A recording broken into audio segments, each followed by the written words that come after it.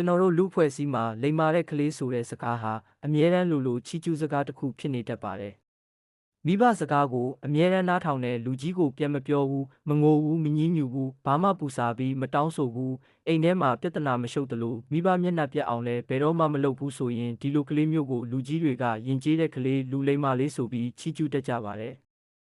ဒါပေမဲ့စိတ်ပညာရှင် Elliot Millerရဲ့ The Drama of the Gifted စာအုပ်ကတော့ဒီလိုချီးကျူးစကားတွေရဲ့နောက်ွယ်ကအမှောင်ဘက်ခြမ်းကိုပြင်းပြင်းထန်ထန်ဖွင့်ချပြထားပါတယ်။ Miller ရဲ့အဆိုအရဆိုရင်လူလိမ္မာလေးဆိုတာတစ်ခါတလေမှစိတ်ပိုင်းဆိုင်ရာကျန်းမာတဲ့ကလေးမျိုးမဟုတ်ပဲမိဘရဲ့လိုအပ်ချက်တွေကိုဖြည့်ဆည်းပေးနိုင်ဖို့အတွက်ကိုယ့်ရဲ့ခံစားချက်တွေကိုစွန့်လွတ်ထားရတဲ့ကလေးမျိုးဖြစ်နေတတ်ပါတယ်။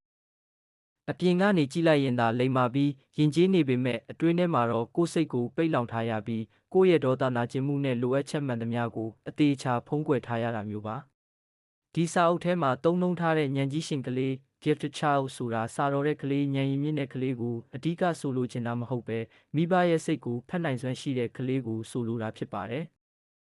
်မိဘစိတ်ဆိုးတော့မယ်မိဘစိတ်ပြတ်တော့မယ်ဒါမှမဟုတ်မိဘရဲ့ချစ်ချင်းမေတ္တာတွေဆုပ်ယုပ်သွားတော့မယ်ဆိုတာကိုကြိုတင်ခံမှန်းတတ်ပြီးမိဘဘာလို့ခြင်းလဲဘာမကြိုက်ဘူးလဲဘလို့နေထိုင်မှမိဘစိတ်ချမ်းသာမလဲဆိုတာကိုသူတို့အရွယ်ထက်စောပြီးတင်ယူလိုက်ရတဲ့ကလေးတွေဟာနောက်ဆုံးမှာမိဘရဲ့လိုအပ်ချက်ကိုပဲအမြဲတမ်းဖြည့်ဆည်းပေးနေရတဲ့သူတွေဖြစ်လာပါတော့တယ်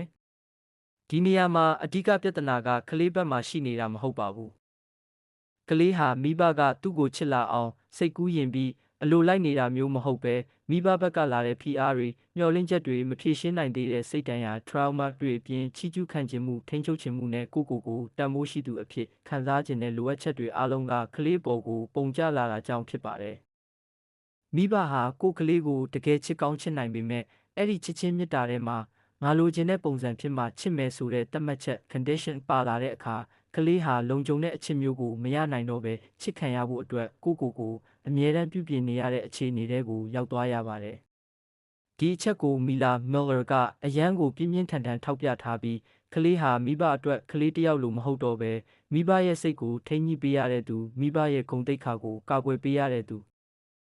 မိဘရဲ့အထီးကျန်မှုကိုဖြည့်ဆည်းပေးရတဲ့သူနဲ့မိဘရဲ့မဖြည့်ဆည်းနိုင်ခဲ့တဲ့ဘဝအိမ်မက်တွေကိုထမ်းပိုးပေးရတဲ့သူဖြစ်သွားတယ်လို့ဆိုပါတယ်ဒီလိုအခြေအနေမှာကလေးဟာသူ့ရဲ့ကိုယ်ပိုင်ကလေးဘဝကိုမပိုင်ဆိုင်ရတော့ပဲမိဘလိုအပ်နေတဲ့အခန်းကဏ္ဍ role တစ်ခုတည်းကိုသာဝင်ရောက်နေထိုင်ရပါတော့တယ်။ဒါကြောင့်လိမ္မာတဲ့ကလေးဆိုတာတစ်ခါတလေမှတကယ်လိမ္မာနေတာမဟုတ်ပဲရှင်သန်နိုင်ဖို့အတွက်လိမ္မာနေရတာဖြစ်ပြီးယဉ်ကျေးတဲ့ကလေးဆိုတာလည်းမိဘစိတ်မပြတ်စေဖို့ကိုယ်ခံစားချက်ကိုတိတ်တိတ်လေးတတ်ထားရတာမျိုးဖြစ်နေတဲ့အတွက်လူလိမ္မာလေးဆိုတဲ့ချီးကျူးစကားနောက်မှာကိုယ့်ရဲ့စစ်မှန်တဲ့စိတ်ကိုစွန့်လွတ်ထားရတဲ့ကလေးတစ်ယောက်အမြဲလိုရှိနေတတ်ပါတယ်ဒီဖြစ်စဉ်မှာကလေးတစ်ယောက်ဆုံးရှုံးသွားရတာကအပြင်ပန်းရုပ်ဝတ္ထုပစ္စည်းတွေမဟုတ်ပဲသူ့ရဲ့စစ်မှန်တဲ့မိမိကို true self ပဲဖြစ်ပါတယ်ကိုဝမ်းနဲ့နေရင်ဝမ်းနဲ့ခွင့်မရှိသလိုဒေါသထွက်ရင်လည်းဒေါသထွက်ခွင့်မရတော့ပဲကိုမကြိုက်တာကိုမကြိုက်ဘူးလို့ပြောခွင့်မရှိလိုချင်တာကိုလည်းလိုချင်တယ်လို့မခံစားရတော့တဲ့အထိဖြစ်သွားပါတယ်မိဘစိတ်ကျေနပ်အောင်နေထိုင်ဖို့အတွက်ကလေးဟာကိုယ့်ရဲ့အတွင်းစိတ်ကိုကိုယ်တိုင်တော့မယုံကြည်ရတော့တဲ့သူဖြစ်လာပြီးမိဘတွေအလိုကျတူးပထားရတဲ့မိမိကို false self တစ်ခုကိုတိဆောက်လာပါတော့တယ်။အပြင်ဘက်မှာတော့လူကြီးတွေလိုချင်တဲ့လိမ္မာရင်ကျေးပြီးမိဘကိုစိတ်ချမ်းသာအောင်လုပ်ပေးတဲ့ကလေးပုံစံတစ်ခုရှိနေပေမဲ့အတွင်းထဲမှာတော့ဖိနှိပ်ခံထားရတဲ့ဒေါသတွေအကြောက်တရားတွေနဲ့ဖုံးကွယ်ထားရတဲ့စစ်မှန်တဲ့ခံစားချက်တွေပြည့်နှက်နေပါတယ်။အပြင်ကကလေးကဘလောက်ပဲလိမ္မာရင်ကျေးနေပါစေအထဲကကလေးကတော့ငါ့ကိုရောဘသူကနားထောင်ပေးမှလ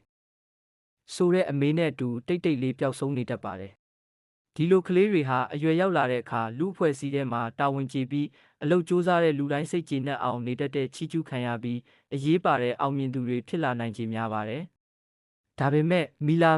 ရဲ့အဆိုအရအဲ့ဒီအောင်မြင်မှုတွေဟာစစ်မှန်တဲ့မိမိကိုယ်ကနေထွက်ပေါ်လာတာမဟုတ်ပဲချစ်ခံရဖို့လက်ခံခံရဖို့နဲ့တန်ဖိုးရှိသူအဖြစ်အတိအမှတ်ပြုခံရဖို့ဆက်လက်ကြိုးစားနေရတဲ့ကလေးဘဝဟောင်းရဲ့အကျွမ်းကြံတွေသာဖြစ်နေတတ်ပါတယ်။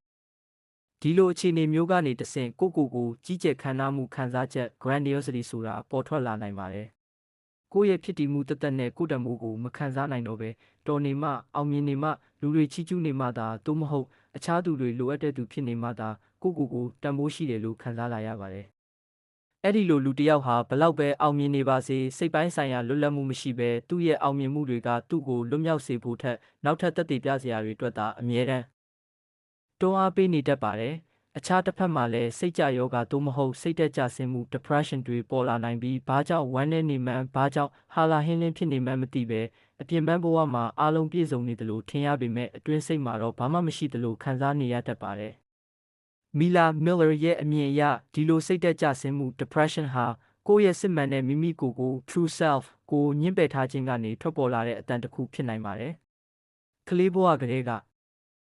ဖိနှိပ်သိမ်းဆည်းထားခဲ့ရတဲ့ခံစားချက်တွေဟာအလွယ်တကူပျောက်ကွယ်သွားတာမျိုးမဟုတ်ပဲအတွင်းထဲမှာတိတ်တိတ်လေးဆက်လက်ရှင်သန်နေပြီးနောက်ဆုံးမှာတော့ဝမ်းနည်းမှုဗလာဖြစ်မှုနဲ့အတိတ်ပဲမဲ့မှုတွေဖြစ်ပြန်လည်ထွက်ပေါ်လာတာပဲဖြစ်ပါတယ်။ဒါကြောင့်ဒီစာအုပ်ကပေးခြင်းနဲ့ဆိုလို့ရင်းကမိဘစကားကိုနားထောင်လို့ရင်မကောင်းဘူးဆိုတဲ့အပေါ်ယံအယူအဆမျိုးမဟုတ်ပဲမိဘရဲ့စိတ်ပိုင်းဆိုင်ရာလိုအပ်ချက်တွေကိုဖြည့်ဆည်းဖို့အတွက်ကလေးကိုအသုံးပြုတဲ့အခါကလေးဟာသူ့ရဲ့စစ်မှန်တဲ့မိမိကိုယ်ကို true self